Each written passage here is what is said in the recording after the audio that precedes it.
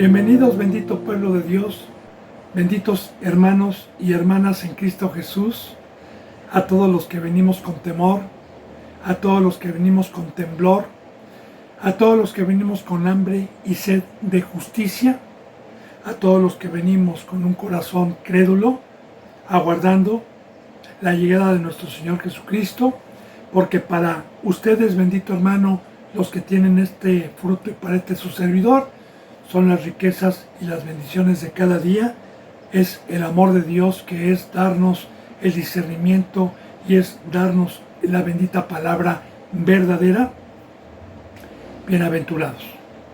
Así, bendito hermano y bendita hermana, yo le he pedido a Dios con todo mi corazón, con todo temor, antes de abrir esta bendita boca santa, esta bendita riqueza que nos dejó, le he pedido para ser digno, que ya me hizo digno, pero teniendo una conciencia limpia de ser un portador de su bendita y santa palabra, de poder ser un instrumento y que Dios hable por medio mío, exhorte, amoneste y redarguya. He pedido también por cada suscriptor, por cada seguidor, por los que daban un seguimiento y ya no lo dan más, para que Dios los humille y los traiga de regreso y no se vayan a perder, por los que estén predestinados y ordenados por Dios para encontrar estas enseñanzas, por este medio o por cualquier otro medio santo, sin importar el medio, para que toque corazones de un fruto de vida.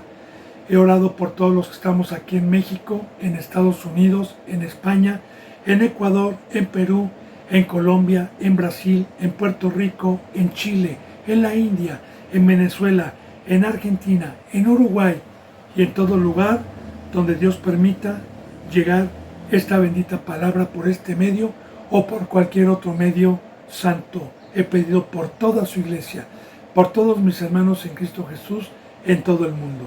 Así, bendito hermano y bendita hermana, me pongo a los pies de Dios, de Cristo Jesús, y de usted, para continuar con la enseñanza número 73 del Evangelio de San Lucas, capítulo 12, versículo 57. Vuelvo a repetir, San Lucas, capítulo 12, versículo 57. Y dice la bendita palabra de Dios: ¿Y por qué juzgas por vosotros mismos lo que es justo? Muy importante, la palabra juzgar viene de juicio. Ahora, Cristo Jesús, Dios por medio de Cristo Jesús vino a juzgar con una ley, vino a juzgar con una sabiduría que es la de Dios. De igual manera, cuando Dios nos ha permitido a los que fuimos llamados y hemos sido mansos y crédulos y nos ha dado una forma y hemos alcanzado por su misericordia la estatura del varón perfecto a su imagen y semejanza, hemos tenido el privilegio de que se nos ponga una corona para poder gobernar, para poder juzgar, para poder enseñar, para poder corregir, redarguir con esta bendita palabra. Así lo dice en Hebreos, ¿verdad? Sujétense a sus pastores como quienes han de dar cuenta y velan por sus vidas, y háganlo de buena gana según cuál haya sido la conducta de cada uno de ellos. También en San Mateo dice la bendita palabra que por qué juzgas y quieres quitarle la pelusa a la blusa de tu hermano, que dice: hipócrita, antes sácate la viga y entonces podrás ayudar a tu hermano. Está hablando de un discipulado, está hablando de una forma, está hablando de cuando Dios nos pone y no el hombre, y podemos juzgar. Pero hay muchos, y la mayoría que juzgan por ellos mismos sin la ley, con sus razonamientos. Pongo un ejemplo para profundizar este versículo 57. En Génesis, capítulo 6 o 7, cualquiera de esos dos capítulos, creo que es el 7, nos habla Dios de cómo amó a Noé por ser un hombre justo, por estar conforme a la voluntad de Dios, y Dios le amó y le dijo que iba a destruir, que iba a reaer a los seres humanos sobre el planeta Tierra, y lo amó a él y le dijo proféticamente lo que tenía que hacer por lo que iba a traer Dios, que era un diluvio y una destrucción. Ahora bien, cuando Noé se le dieron las indicaciones de hacer el arca, el cual iba a ser salvo él y su casa, y se le dieron las medidas, se les dieron el ventanal, los aposentos, todo como lo tenía que hacer, él lo juzgó por su propia cuenta con sus razonamientos y se cayó y hizo conforme a Dios. Pero, ¿qué hubiera pasado si Noé hubiera dicho: ay no, Señor, voy a estar un año arriba en el arca, ¿por qué una ventana tan chiquita? No, Señor, déjame hacer más ventanas, a mí me parece que no tiene nada de malo hacer más ventanas, Señor. Señor, permíteme hacer un poco más grande el arca, Señor, porque ¿cómo voy a meter tantos animales, Señor bendito? Y permíteme hacer un aposento especial para mi esposa y para mis hijos por el tiempo que vamos a estar. No, hermano, mas sin embargo hoy, muchos, la mayoría, cuando Cristo Jesús les habla, cuando Dios les habla referente al Evangelio, al pacto de la cruz, ay no, para mí, a mí se me hace que sí podemos hacer esto. A mí se me hace que no hay problema si yo trabajo, si yo voy a la escuela. No, para mí no me parece mal que yo pueda ir a una fiesta o pueda hacer Navidad. Ay, ¿qué tiene de malo? Y empiezan a meter sus razonamientos y empiezan a juzgar por ellos mismos. Ahora, en Romanos capítulo 1, dice la bendita palabra de Dios que todos los que quieren meter sus razonamientos, Dios los ha dejado entenebrecidos. También dice la bendita palabra que si alguien ministra, que si alguien enseña, enseñe conforme a las palabras que Dios da, conforme a la Biblia. También dice en Apocalipsis que si alguno le quita algo a este libro de la ley y no lo enseña, Dios le quitará su parte de la vida eterna. Y que si le añade algo que no venga en la bendita palabra, Dios le añadirá todas las plagas que están escritas en este libro. Así que así estaban y así están. ¿Por qué juzgan por ustedes mismos? ¿Por qué meten sus razonamientos? ¿Por qué meten sus caminos que parecen derecho y no se sujetan a una ley? Porque así la mayoría de las congregaciones que se autodicen cristianas han metido razonamientos como los fariseos, que metieron costumbres y metieron hábitos a una ley donde no estaba escrito que metieran. Ahora, ¿y por qué no juzgan? ¿Y por qué no juzgan por ustedes mismos lo que es justo? Ahora, ¿qué pide Dios? ¿Por qué no juzgan con la palabra, con la ley? Porque el único justo, lo único que nos puede hacer justos delante de Dios son sus consejos, es su bendita ley. ¿Por qué no hablan conforme a mi palabra? ¿Por qué no juzgan para que lo que es justo, lo que es de Dios, lo que es de Cristo? Ahora dice en el 51, cuando vayas al magistrado con tu adversario, procura en el camino arreglarte con él. No sea que te arrastre al juez y que el juez te entregue al alguacil y el alguacil te meta a la cárcel. Ahora, muy importante esto. Vamos a meditar las enseñanzas divinas de nuestro Rey. Cuando vayas al magistrado con tu adversario. Jesús dijo: yo soy el camino, la verdad y la vida. Todo aquel que ha sido llamado y ha decidido por voluntad propia seguir a Cristo Jesús, sabemos que tenemos un adversario. Sabemos que tenemos un enemigo, llamado el diablo, llamado Satanás. Sabemos por la bendita palabra que Satanás y los demonios tienen una obra y que nosotros no tenemos lucha contra sangre y carne, sino contra Satanás, contra principados, contra huestes de maldad. Sabemos que Satanás está como león rugiente alrededor, buscando a quien devorar, y habla del pueblo, no de los que ya están devorados, no de los que ya están presos, no de los que están en cautividad, no. Ahora bien, cuando vayas al magistrado, el magistrado es un juez. Nosotros vamos a ir a un juicio, va a haber un juicio, estamos en un camino, cada vez nos estamos acercando más. Cada día que pasa, nos estamos acercando más a las profecías del juicio final. Ahora, mientras estemos en este camino, mientras seamos pueblo de Dios, fíjese bien, mientras vayamos al magistrado, cuando vayas al magistrado con tu adversario, porque Satanás siempre va a estar siguiéndome, procura en el camino arreglarte con él, con el adversario. ¿Cómo me voy a arreglar con él? Bueno, voy a poner ejemplos para profundizar. Jesús, nuestro ejemplo, el autor y consumador de la fe. Cuando el Espíritu Santo lo llevó al desierto para ser tentado, en el momento que Satanás trató de persuadirlo para no guardar el camino de Dios, en todo momento Jesús le dijo, escrito está, no solo de pan vivirá el hombre, sino de toda palabra que sale de la boca de Dios. Escrito está, no tentarás al Señor tu Dios. Escrito está, solo a Él servirás. Así, bendito hermano y bendita hermana, dice la bendita palabra que cuando Jesús fue tentado y Satanás vio que Jesús con la palabra le respondía y estaba decidido a no pecar, dice que el diablo le dejó.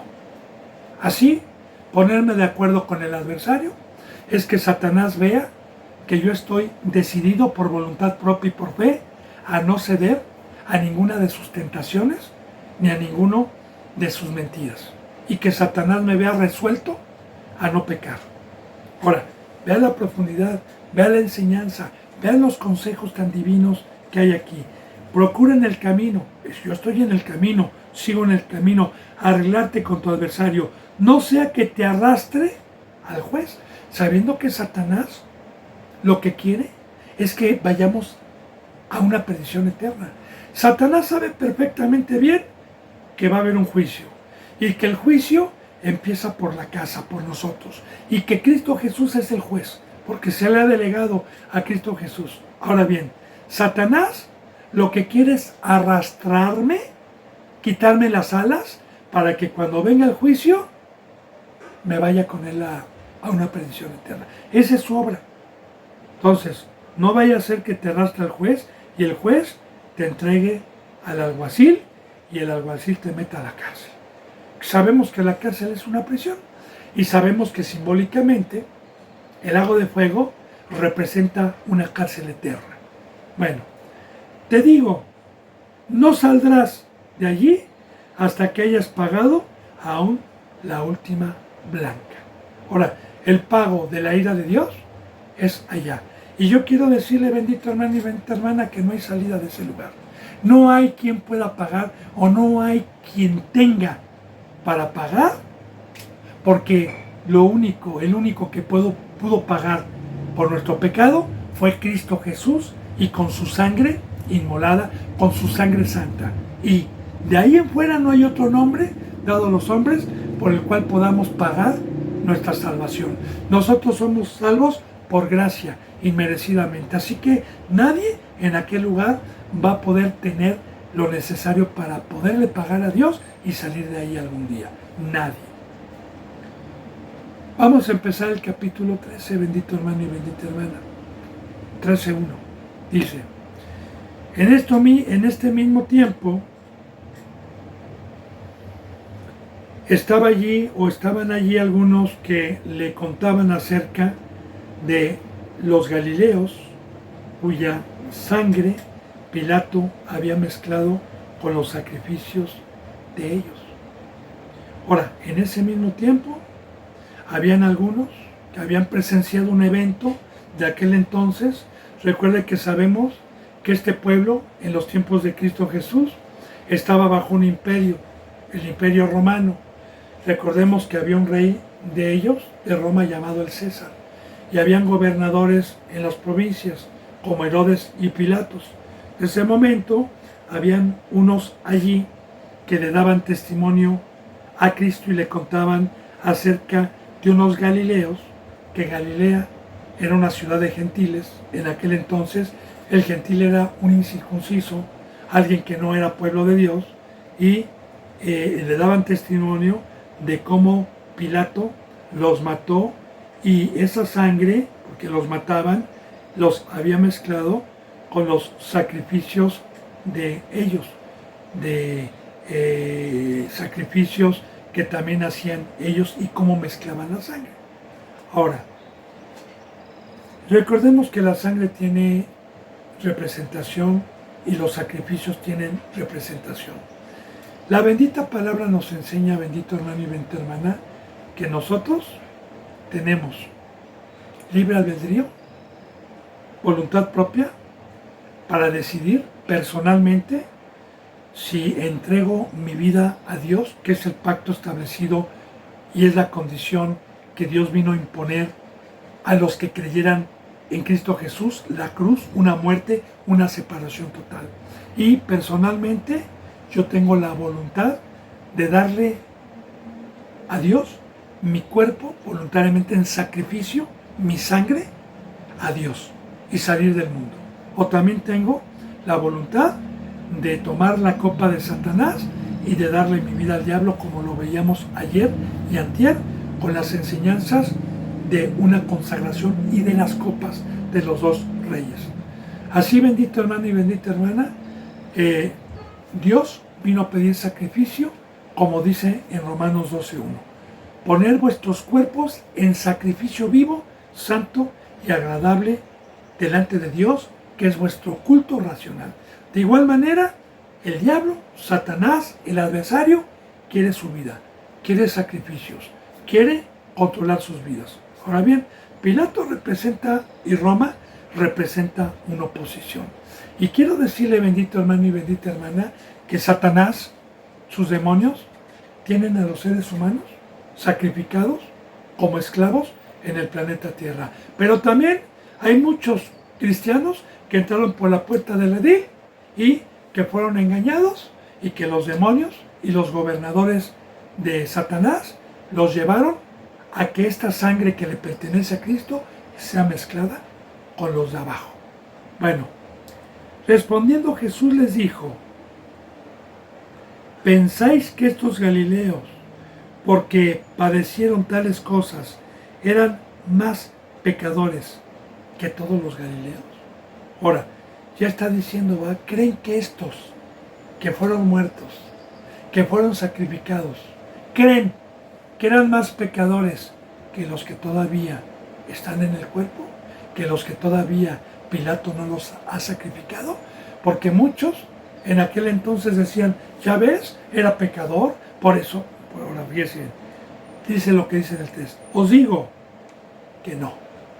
Antes, si no se arrepienten, todos perecerán o todos pereceréis igualmente.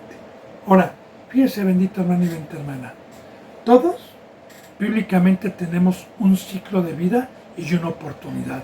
El creador de los cielos y de la tierra decide a qué edad vas a morir, hasta qué edad vas a vivir. Él decide. Hay unos que tienen oportunidad a los 30 años, hay otros que viven más tiempo.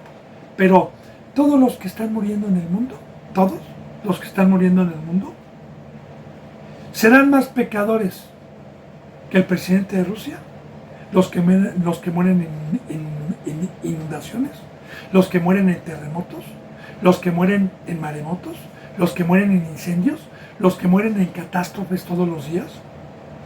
¿Serán más pecadores ellos que Donald Trump, que el presidente de Israel? ¿Serán más pecadores? Pues yo les digo que no. Ahora, bendito hermano y bendita hermana, ¿cuál es la enseñanza aquí? La enseñanza es que si todavía me late mi corazón, que si todavía estoy en este cuerpo humano, tengo todavía el privilegio de Dios que me está permitiendo para que por medio del Evangelio me arrepienta, porque como dice en la bendita palabra, como está establecido a los hombres que mueran una sola vez y luego de esto el juicio. No tenemos oportunidad, no hay reencarnación. En la verdad, únicamente tenemos la oportunidad, mientras estemos en este cuerpo humano, de jugarnos la eternidad, o una tortura, o una perdición eterna, o las riquezas y el gozo y el estar al lado de Dios eternamente. Aquí nosotros tenemos, mientras estemos en este cuerpo humano, la oportunidad. Ahora bien, recordemos lo que vimos, ¿verdad? Le daban testimonio que los que habían sido muertos habían sido mezclados con la sangre de los gentiles. De igual manera ya le dije, bendito hermano y bendita hermana, yo fui comprado y mi sangre es para Cristo Jesús. Pero si yo peco, si yo no tengo un arrepentimiento genuino, si yo regreso para atrás, ¿qué cree?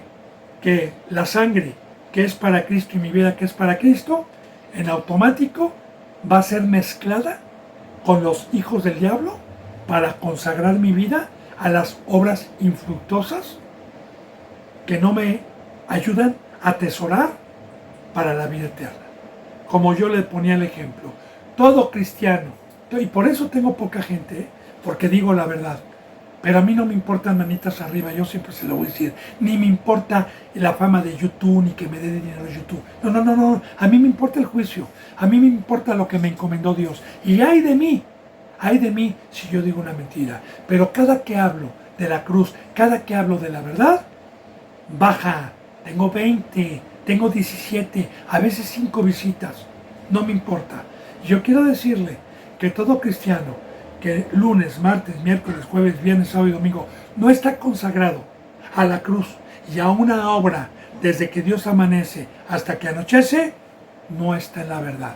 Está mezclando su sangre. Todo cristiano que lunes, martes, miércoles, jueves tiene otra obra que no es el evangelio, que no es de dar la vida, que no es de ir a sanar, que no es la obra de Dios, no tiene el Espíritu de Dios, no tiene la unción, porque el fruto de Dios dentro de un verdadero siervo es que Dios lo guía a la obra todos los días, al amor, a dar la vida. Así que aquí está. Si yo no estoy arrepentido realmente de que Dios me haya sacado de Egipto, si yo no estoy agradecido y no estoy arrepentido, pues bueno, voy a perecer también. Dice en el versículo 4, o aquellos 18 sobre los cuales cayó la torre en Siloé y los mató, ¿pensáis que eran más culpables que todos los hombres que habitan en Jerusalén? Ahora, en aquel entonces se dio un evento de una torre que cayó y mató a 18, todo dado por Dios y para enseñarse. Y Cristo Jesús les dice, ¿ustedes creen que porque murieron son más pecadores que los que todavía Dios está permitiendo para que cuando les llegue el evangelio se arrepientan? Dice, les digo que no, ni eran más pecadores. Antes, si no se arrepienten, todos pereceréis igualmente. Así que todos tenemos oportunidad. Hay gente que si muere a los 30, 40 años, es porque tuvo la oportunidad de que les llegara el evangelio. Mire, aquí bendito hermano y bendita hermana, en el tiempo que Dios me ha permitido la bendición de ser un siervo, y cuando tuvimos el privilegio de llevar el evangelio con nuestros pies, el 99% de la gente nos azotaba las puertas, nos insultaba, se burlaban. Poca gente era amable y decía, por lo menos, no gracias, no tengo tiempo, pero por lo menos dábalas. Pero ¿sabe qué? ¿Quién aceptaba? Ahora, yo le digo que no nada más por medio de este siervo han tenido oportunidad. Yo le aseguro que Dios es tan grande en misericordia que Dios les ha mandado muchas veces a que toquen sus corazones, pero no quieren. Ahora llega un momento en que no se arrepintieron y cuando les llega una desgracia, terremoto, pestes, hambres, cuando les llega, pues ya no tienen oportunidad. Por eso, bendito hermano y bendita hermana, hay que valorar. Mientras tengamos vida en este cuerpo, hay que valorar que Dios está esperando a ver si acaso algún corazón con el evangelio se arrepiente y se entrega a Dios.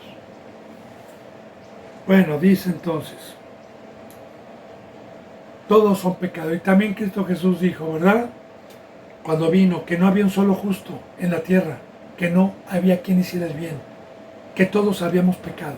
Como dice la bendita palabra, que por un hombre entró el pecado al mundo y por el pecado entró la muerte, por cuanto todos los hombres pecaron. No hay un solo justo. Así que, bendito hermano y bendita hermana, los que mueren en guerras, los que mueren, no vaya usted a creer que, ay, Dios me protege. No, no, no. Está esperando Dios en su misericordia a que se arrepienta. Y hablamos del arrepentimiento, bendito hermano y bendita hermana, porque mucha gente y muchos que se autodicen que son cristianos no conocen la profundidad de lo que significa un arrepentimiento. Mire, voy a poner un ejemplo. Este narcotraficante que fue agarrado, llamado el Chapo Guzmán, que se escapó de las cárceles de México varias veces, fue deportado a Estados Unidos, donde en Estados Unidos las cárceles no tienen nada que ver con las de México, nada que ver. Allí las cárceles, sobre todo los que van recomendados de alta peligrosidad y narcotraficantes, son horribles, horribles. Y son cárceles de alta seguridad donde no se pueden escapar. Ahora, después de 2 años que el Chapo estuvo allá, lloró. Mandó al presidente que estuvo anteriormente aquí, a López Obrador, una carta suplicándole que lo extraditaran a México. Suplicándole. Ahora, en esa cárcel, o te vuelves loco, porque son cárceles de 2 metros por 1 metro, son chiquitas, son cárceles donde no se ve el día, donde creo que nada más lo sacan media hora al patio, donde no hay comunicación con nadie, es horrible. Ahora bien, aparte, quiero decirle que hay narcotraficantes que tienen cadena perpetua, o sea que nunca van a salir de ahí. Y más, si yo tengo 45 años de edad o 35 años de edad, pues imagínense nada más todos los años que me esperan de sufrimiento. Ahora bien, un arrepentimiento. Yo le pregunto y usted medite. Si alguien llegase con el Chapo a decirle que si está arrepentido de lo que hizo, del daño que hizo, de las muertes, del narcotráfico, y que si estuviese arrepentido genuinamente le podrían dar la libertad, ¿usted qué cree que haría? ¿Usted qué cree que diría? ¿Si estoy arrepentido o no estoy arrepentido?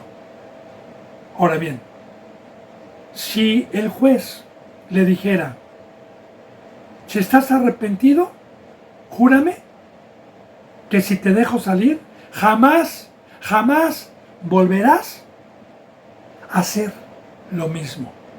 Júramelo. Nunca vas a regresar a ese camino. Nunca vas a regresar a esa vida. Y si hay un temor, un dolor, si hay un temor de pasar toda la vida y que se le está dando una oportunidad de salir de esa tortura, ¿usted qué cree que diría la persona que se le está dando la oportunidad en ese momento?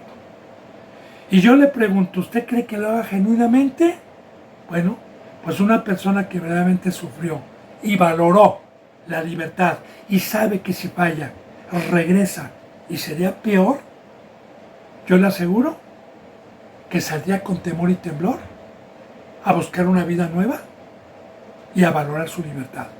De igual manera, bendito hermano y bendita hermana, un verdadero arrepentimiento es que Dios me permitió estar cautivo durante 42 años en la carne, en el mundo, en la amargura, y cuando Dios me libertó, me resucitó y comprobé la verdadera libertad y estas riquezas, quiero decirle que con temor y temblor guardo mi salvación y temo el regresar para atrás, porque el arrepentimiento y el pacto fue: te perdono, te doy vida, pero no peques más. Toma tu cruz y no regreses atrás. Ese es un arrepentimiento genuino, hermano y hermana. Pero pues no todos tienen un arrepentimiento genuino. Vamos al versículo 6. Dijo también Jesús esta parábola. Tenía un hombre una higuera plantada en su viña y vino a buscar fruto en ella y no la halló. 7. Y dijo al viñador: he aquí, hace 3 años que vengo a buscar fruto en esta higuera y no la halló. Córtala. ¿Para qué? ¿Para qué inutiliza también la tierra? Él entonces respondió y le dijo: Señor, déjala todavía este año hasta que yo cabe alrededor de ella y la abone. Y si diere fruto, bien, y si no, la cortas después. Bendito hermano y bendita hermana, esta parábola. Mire, vamos a remontarnos a Génesis, al Edén. ¿Qué era el Edén? El Edén era un huerto donde había todo árbol de fruto delicioso a la vista para que Adán y Eva comieran, y de igual manera en ese Edén había una obra que Dios había encomendado a Adán y Eva. Pero sobre todo la enseñanza es que le dijo Dios: de todo árbol puedes comer, ese es tu sustento, pero no comerás del árbol de la ciencia del bien y el mal. Ahora bien, ¿qué representa el Edén el día de hoy? El Edén que perdimos por el pecado. ¿Qué representa?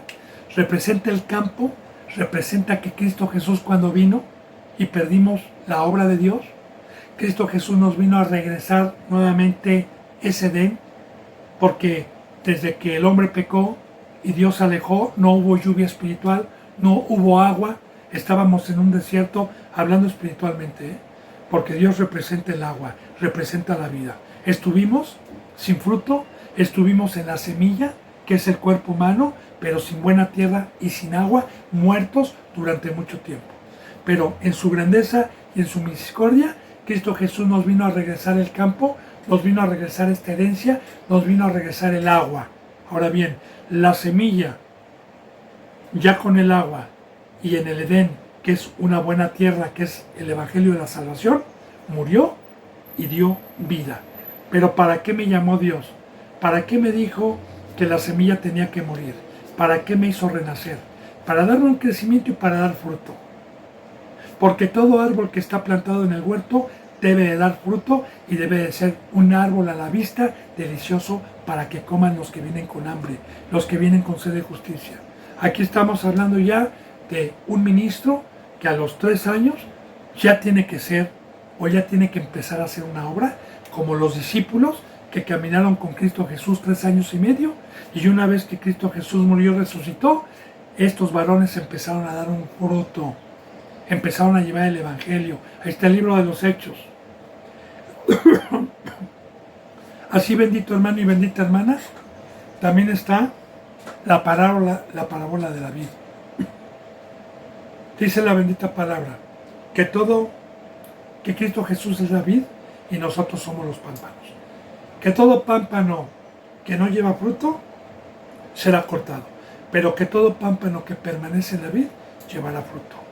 Y es muy importante analizar todo esto, bendito hermano y bendita hermana, porque la bendita palabra nos enseña simbólicamente que nosotros éramos una semilla cuando estábamos en el cuerpo humano, que el bautizo representa haber enterrado, haber sepultado, haberme separado del camino del pecado, haberme arrepentido, y representa sepultar al viejo hombre, y la salida del agua por fe representa una resurrección espiritual, que el cuerpo de carne, la semilla murió y nace un cuerpo diferente. Y empiezo a ser cuidado por medio de siervos de Dios, como Racimito, que me empiezan a regar y me empiezan a cuidar, como dice en Corintios, como dijo Dios por medio de Pablo. ¿Quién es Pablo? ¿Quién es Apolo? Uno es el que siembra, otro es el que riega, pero el crecimiento lo da Dios. Así que aquí estamos viendo la obra. Nosotros sembramos, nosotros regamos, cuidamos. ¿Para qué? ¿Qué es lo que quiere Dios en el huerto? ¿Qué es su reino? ¿Qué es el campo? ¿Qué es lo que quiere Dios? Pues lo que quiere Dios es que ese arbolito cuando crezca, cuando se deje amar, de un fruto para dar de comer, de un fruto de higos, hablando espiritualmente, ¿verdad? Así, bendito hermano y bendita hermana, para poder dar un fruto, también recuerde lo que dijo Cristo: todo pámpano que no permanece en mí no lleva fruto. Ahora, para poder dar fruto, yo siempre le he puesto este ejemplo. Cristo Jesús es el tronco, Cristo Jesús es mi raíz, Cristo Jesús es el que me sustenta, yo soy la rama. Y el tronco y la raíz me dicen: ¿sabes qué? Tienes sustento, tienes raíz, tienes todo. Si no das fruto, te voy a cortar. Y yo le digo: Señor, o tronco o raíz, ¿cómo puedo dar fruto? Permanece en mí. Porque si tú quieres lunes, martes, miércoles y quieres irte como ramita a una obra infructuosa y vienes los domingos a quererte injertar por 2 o 3 horas, no vas a llevar fruto. Para que la ramita tenga crecimiento y la ramita pueda llevar fruto, se necesita permanecer las 24 horas, todos los días, en el tronco y en la raíz. Por eso es que la mayoría de los que se autodicen cristianos y están engañados, no pueden dar un fruto, porque el fruto es dar mi vida por los demás. Y no hay mayor amor que este, que uno dé la vida por sus amigos, y ese es el amor al prójimo. Así que, en esta parábola, porque arriba acabamos de ver que arrepiéntanse, y recuerde, un arrepentimiento genuino, que le dije que era una vida nueva. Un arrepentimiento genuino es no volver al pecado y al engaño y a la vida infructuosa y a la vana manera de vivir que recibí de los gobiernos y de mis padres. No volver a regresar allá. Un arrepentimiento genuino es una vida nueva y es dar un fruto, dar talentos. Si recibí 10 talentos, dale 10 talentos a Dios cuando venga. Dar un fruto y decir, como Abel, cuando Dios se presentó, Abel le dio un fruto, le dio un sacrificio, le dio una ovejita, mas Caín le dio el fruto de la tierra. De igual manera, el fruto, cuando Cristo Jesús venga, que quiere que yo dé, es que me va a decir: ¿qué talento, Señor? Me diste crecimiento, me diste 10 talentos, me hiciste árbol, aquí te entrego, Señor, esta ovejita que mediante tu presencia di mi vida, Señor, y mira, está en la cruz, mira, salió del mundo, mira, dio palabra, mira, Señor, estuvo en sacrificio, te ofrezco este sacrificio. Esos son los frutos, hermano: amar a Dios y amar al prójimo, ser alimento, ser pan, como Cristo Jesús dijo: yo soy el maná. De igual manera nos dijo Pedro: me amas, apacienta mi rebaño. Ahora, todo aquel que viene del desierto, todo aquel que viene del mundo, viene agobiado, viene asolado, viene con hambre, viene, y imagínense en el desierto encontrar un Edén, encontrar árboles, encontrar sombra, encontrar comida, encontrar agua. Pues ya me salvé.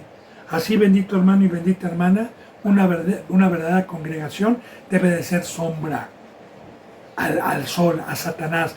Debe de dar de comer, debe de cuidar, debe de dar de beber. Ahora, está hablando entonces de que todos somos llamados para ser linaje escogido, real sacerdocio, nación santa. Claro, quiero decirle que muchos son los llamados y pocos son los escogidos, hermano. Pocos son los que se arrepintieron y los que consagraron su vida para dar este fruto. Pero ¿qué va a pasar con los cristianos oidores? Con los cristianos que tienen 3, 4, 5, 6, 7 años y ni siquiera aman al prójimo y ni siquiera saben o conocen la palabra para dar palabra de vida, que no están en la obra, que son oidores olvidadizos y son cristianos engañados. ¿Qué va a pasar con ellos? Que no dan fruto, y fíjese lo que va a dar. Dice, primero, dijo también esta parábola: tenía un hombre una higuera que plantó en su viña. La viña es el campo que Cristo Jesús nos trajo, el reino, es la viña. Y vino a buscar fruto en ella y no lo halló. Porque ya le dije, el Señor, el Rey de Reyes, Dios, nos habló para que por fe Dios nos dé un crecimiento y demos un fruto. Y hay muchos que ya tienen tiempo en el cristianismo y no hallan. Ahora dice, y dijo el viñador, que es Dios, que es Cristo Jesús, he aquí, hace 3 años que vengo a buscar fruto en esta higuera y no la hallo. Córtala. ¿Para qué inutiliza también la tierra? Porque ya le dije cuál es el sustento, qué representa la tierra simbólicamente. Los minerales, el agua, para poder crecer. De igual manera Dios y Cristo Jesús nos dejaron todo, todas las riquezas, y no nos faltó nada, para que por fe, todos los que somos llamados, llegásemos a dar un fruto. Y de igual manera, el reino de Dios, que es el Edén. ¿Para qué estoy inutilizando ese terreno y esa viña de mi Señor Jesucristo? Pongo un ejemplo para profundizar. Tengo 5 millones de pesos y tengo el conocimiento de la agricultura. Y me ofrecen un terreno muy productivo en el estado de Veracruz, aquí en México.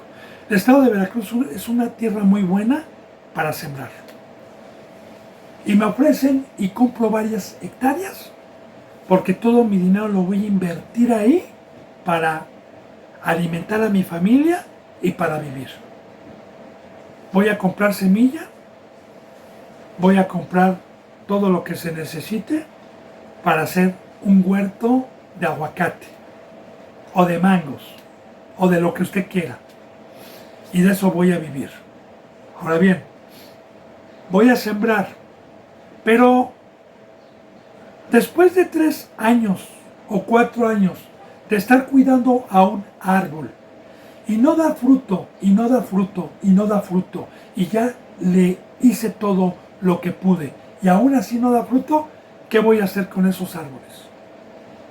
Pues están ocupando un espacio donde otro árbol me puede estar dando ganancias, y ese árbol está quitándome un espacio del terreno que compré, me está quitando trabajo, y no me está produciendo nada, ni me está dando ninguna ganancia. Lo voy a cortar y voy a sembrar otro que me dé. Estas parábolas son de Dios. De igual manera, todo aquel que ha sido llamado, todo aquel que no ama a Dios y no ama al prójimo, todo aquel que no trabaja todos los días, ya están cortados, hermanos, y ya están muertos y no se han dado cuenta. Ahora fíjense bien, Dios representa el dueño, el viñador representa a Cristo Jesús. Él entonces respondió el viñador y le dijo, Señor, déjala todavía este año, hasta que yo cabe alrededor de ella. Dice, déjalo para exhortarlo, para amonestarlo, a ver si acaso se arrepiente. Y hace frutos dignos de arrepentimiento. Déjalo, Señor, dale oportunidad. 4 años, conste, 4. Y si tiene fruto, bien, Señor, ya la hizo. Y si no, Señor, se arrepintió, si no, causó temor, la exhortación, entonces córtalo. Y cuando se corta, somos cortados del reino y expulsados al otro reino. Porque Jesús dijo alguna vez, ustedes son de vuestro padre el diablo, porque los deseos de vuestro padre queréis hacer. Y ellos se enojaban y decían, nosotros no somos nacidos de fornicación, un padre tenemos que es Abraham. Y Jesús les respondía, si fueran hijos de Abraham, las obras de Abraham harían. De igual manera, hay muchos que se dicen que son cristianos, que piensan que tienen el favor de Dios y que creen, ya fueron cortados hace mucho tiempo. Ya fueron cortados y no se han dado cuenta de que están en otro reino, de que están dando un fruto para el diablo y no para Dios, y ya fueron cortados. Por eso, bendito hermano y bendita hermana, la bendita palabra nos dice y pongan diligencia, porque el tiempo es corto. Ya baste.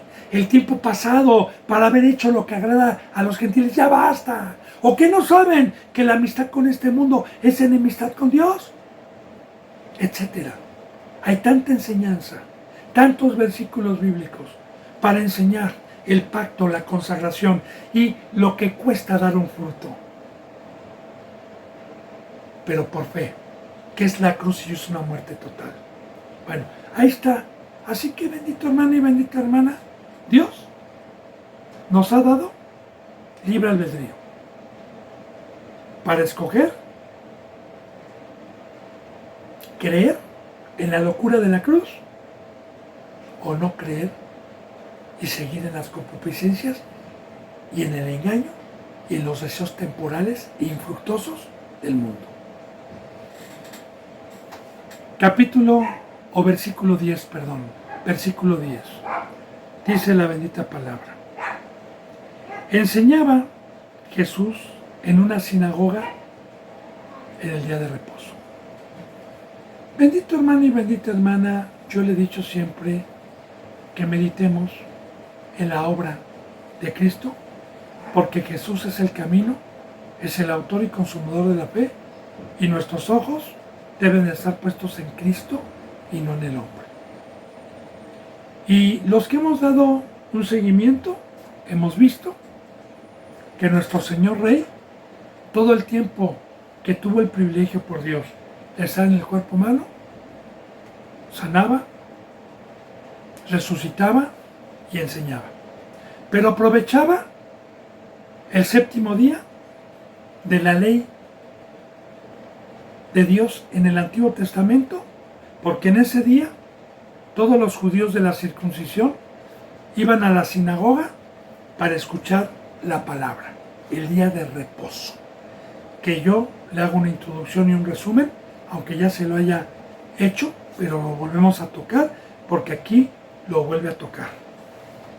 En el Antiguo Testamento, cuando el pueblo fue sacado de la esclavitud de Egipto, tuvo el privilegio de que se le diera una ley de vida, una ley de Dios, en el libro del Éxodo, que significa salida. Cuando se le dio esta ley, eran muchos consejos, muchos mandamientos. Uno de esos muchos era el día de reposo o el famoso día del Shabbat, conocido entre los judíos hasta el día de hoy, que es el séptimo día. Recordemos, bendito hermano y bendita hermana, que el calendario original que Dios dio a los judíos es totalmente diferente al que nosotros tenemos. Los judíos están en otro año, el calendario verdadero, y están en otro día y en otro horario. Así que el séptimo día para ellos era el Shabbat, era el sábado, no el domingo. Y el séptimo día, ya como una sombra de lo que iba a venir, porque el Antiguo Testamento era una sombra de lo que iba a venir, nada más que en el Antiguo Testamento no tenían revelación de lo que Dios estaba preparando para cuando viniera lo espiritual. Ahora, el día de reposo, vamos a hablar un poquito del día de reposo. Sabemos que reposo es un descanso a quien se lo merece, claro, ¿verdad? Y a quien trabajó. Porque si yo fui a trabajar todo el día como albañil y fui a trabajar 10 horas, voy a venir a mi casa cansado y necesito una esposa que me ponga una silla, que me tenga la comida y que me dé quizás un masaje, que esté en mi cama para reposar de ese trabajo. Así, bendito hermano y bendita hermana, desde Génesis toca la palabra reposo por primera vez en el capítulo 1 del Génesis, cuando la tierra estaba desordenada y cuando Dios bajó a trabajar durante 6 días para poner en orden la tierra, para dejar mar, cielos, animales, para dejar aves del cielo, y en el sexto día todavía trabajó y hizo al ser humano. Y una vez que terminó su obra, vio que era perfecta, vio que era buena, la bendijo y dice que reposó el séptimo día. Reposó el séptimo día. Desde ahí viene la enseñanza. Número 7, el Shabbat. Reposó de sus obras. Claro, del trabajo que hizo. Ahora bien, en el Antiguo Testamento, en los tiempos mosaicos, de la ley mosaica, como una sombra de lo que iba a venir, porque esta Biblia es profética y la palabra lo dice, no lo digo yo. La palabra dice en Hebreos que todo el Antiguo Testamento era una sombra de lo que iba a venir. Ahora, una sombra no es lo verdadero. Yo salgo y veo el sol y veo un árbol grande y veo en el pavimento la sombra del árbol. Si yo llego con un cuchillo o quiero arrancarle una naranja, pues no es lo verdadero está arriba. De igual manera, el Antiguo Testamento era una sombra, no era lo verdadero de lo que iba a venir. Entonces, en la ley mosaica, cuando Dios dijo, trabajarás 6 días y el séptimo día no harás ninguna obra, sino que consagrarás ese séptimo día, vas a consagrar tu trabajo, todo lo que hagas, no vas a hacer ningún trabajo, ninguna obra, sino vas a consagrar para escuchar la palabra y para adorarme. Entonces 6 días el pueblo trabajó así como Dios trabajó 6 días, 6 días trabajó, el número 6 representa lo terrenal, lo de abajo, trabajó 6 días el pueblo, tenían una obra de agricultores, tenían una obra de pastores, de ganaderos. 6 días trabajaban y el séptimo día tenían prohibido de hacer cualquier otra obra que no fuera la de Dios, a consagrar su vida. Pero ¿por qué se le llamaba reposo? Para allá vamos, como una sombra. Ahora bien, cuando Cristo Jesús vino, yo tenía una obra de abajo, una obra terrenal, una obra que me causaba amargura, una obra que me causaba un peso, que no podía yo llevar, una obra infructuosa, una obra de que no fui diseñado ni creado para eso. Ahora bien, cuando Cristo Jesús vino y me llamó, me dijo, déjame tus cargas, porque mi yugo es fácil y ligero, déjame tus cargas y entra al reposo de tu Señor. Porque este camino que me libertó de una obra infructuosa, que me libertó de la esclavitud de Egipto, me quitó esa carga del afán, me quitó ese duro trabajo que Dios dio a los hombres para que se ocuparan en él, y me dio un trabajo y una obra que me da reposo. Porque también de igual manera Jesús me dijo, y al que te pida llevar sus cargas por 1 milla, no se las lleves 1 milla, llévaselas 2 millas, porque ya fui libertado, porque ya soy espiritual, porque tengo una obra. Esta obra que yo tengo, me da reposo, porque para eso fui creado, para eso fui diseñado. La otra obra me causaba agobio, me causaba cargas, así que entré a este reposo. Ahora de igual manera, el estar con Dios todos los días es una obra que me encomienda todos los días, ya no nada más en el Antiguo Testamento, que era una vez a la semana como una sombra de lo que iba a venir, sino que en este día me dijo, trabajarás en esta obra e irás a otro reposo. Habla de otro reposo también. De hecho, en el libro de los Hechos y en Hebreos habla de otro reposo. A los que hayamos trabajado en todo este tiempo y hayamos reposado en esta obra, tenemos un reposo en la vida eterna. Así que bendito hermano y bendita hermana, todo lo que Dios permitió en el primer pacto eran cultos, era terrenal, era una sombra de lo que iba a venir. Los candeleros que estaban en el lugar santo representaban simbólicamente a la iglesia. El día de hoy, el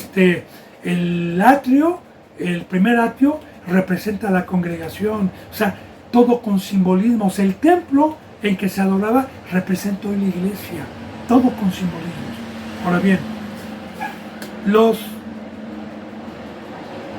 judíos que tenían esta ley y que se jactaban de tener la ley, cuando Cristo Jesús vino, no entendían las enseñanzas de Cristo Jesús más que los pocos que creyeron, porque Pedro, Juan y todos los seguidores de Cristo Jesús eran también judíos que guardaban la ley y eran justos. María, porque la bendita palabra dice que eran justos en el primer pacto y guardaban el Shabbat. Pero por haber creído en Cristo, por haber creído en el Evangelio, se les quitó un velo y pudieron comprobar que lo que Dios permitió en el Antiguo Testamento era una sombra de lo que iba a venir. Ahora, el día de reposo no se hacía ninguna obra, como de igual manera, en el día que me trajo Cristo Jesús, esta bendita obra, que para mí es un reposo, tengo totalmente prohibido por Dios hacer cualquier otra obra en el mundo que no sea para Dios. Como representante, como ministro ya, me es ilícito ir a cualquier otra obra que no sea una consagración total a Dios. Bueno, entonces, como ellos no sabían, Cristo Jesús entró en el día de reposo porque ese día era el día que consagraban su vida para escuchar la palabra, para adorar a Dios. Dice, y enseñaba, y había una mujer que desde hacía 18 años tenía un espíritu de enfermedad y andaba encorvada y en ninguna manera se podía enderezar. Recordemos, bendito hermano y bendita hermana, que bíblicamente a Jesús se le llama el doctor, el que vino a Satanás, al que vino a sanar. A Satanás y al adversario vino a traer enfermedad, tanto espiritual como corporal. Ahora, esta mujer tenía un demonio, porque cuando dice espíritu con E minúscula, se refiere a un demonio. Y la tenía con enfermedad. Hay muchas enfermedades como la epilepsia. Había también bíblicamente una enseñanza de un epiléptico que tenía también un espíritu que lo hacía aventarse al fuego. Bueno, esta tenía una enfermedad desde hacía 18 años y andaba encorvada con esa enfermedad, tenía una joroba y en ninguna manera se podía enderezar. De igual manera todo es simbólico, hermano. Mire, todo lo que Dios nos permite de enseñanza en los tiempos de Cristo Jesús también tiene una enseñanza espiritual, porque la bendita palabra nos dice que si verdaderamente resucitamos, busquemos las cosas de arriba, las que no se ven. Colosenses capítulo 3, versículo 1, 2 y 3, así lo dice, que si resucitamos busquemos las cosas de arriba. Pero yo no puedo voltear hacia arriba si estoy y tengo una enfermedad que no me permite enderezarme. ¿A dónde estoy viendo en todo momento? A la tierra abajo. De igual manera, muchos que tienen demonios hoy tienen la mirada puesta en lo corruptible, en lo de abajo, y como no tienen al médico y no creyeron en el médico y tienen demonios, esos demonios no les permiten ver y enderezarse para poder ver las cosas de arriba y poner la mirada en las cosas de arriba. Esa es la obra de Satanás y de los demonios. Ahora, Cristo Jesús es el doctor. Él nos vino a libertad. Él nos vino a quitar toda enfermedad para no tener pretexto y para poder servir a Dios. Bueno, ahora, cuando Jesús la vio en la sinagoga, la llamó y le dijo, mujer, eres libre de tu enfermedad. Primero porque estaba buscando a Dios, iba a la sinagoga. ¿Y sabía también Cristo que ella iba a creer en Cristo? Sí. Ahora, fíjense, eres libre. La palabra libre es muy importante aquí, bendito hermano y bendita hermana, ¿verdad? En el Antiguo Testamento, el primer pueblo estuvo bajo una opresión, bajo una esclavitud de Faraón, que en el Antiguo Testamento, como una sombra de lo que iba a venir, Faraón representa al adversario, al enemigo. De igual manera, bendito hermano y bendita hermana, yo antes de ser cristiano estaba esclavizado por ese poder adversario para una obra infructuosa y estaba encorvado porque no podía ver a Dios, ni las cosas de arriba, ni las señales del cielo, y era esclavo y estaba bajo la cautividad de Satanás en una obra infructuosa. Ahora bien, cuando Cristo Jesús vino y me libertó de ese espíritu, entonces me libertó y me dijo, eres libre de esa enfermedad, eres libre de esa esclavitud, eres libre y te he venido a sanar y a resucitar para que pongas la mirada en las cosas de arriba y ya no andes encorvado. Eres libre y en ese momento detuvo la enfermedad. Porque es una enfermedad, bendito hermano. Bueno, mañana, bendito hermano y bendita hermana, vamos a continuar con el versículo 13, porque ya se me fue o se nos ha ido la hora. Yo deseo de todo corazón que cada enseñanza sea para edificación. Bendito hermano y bendita hermana. Cualquier duda que usted tenga, cualquier comentario, nosotros somos sirvientes de Dios.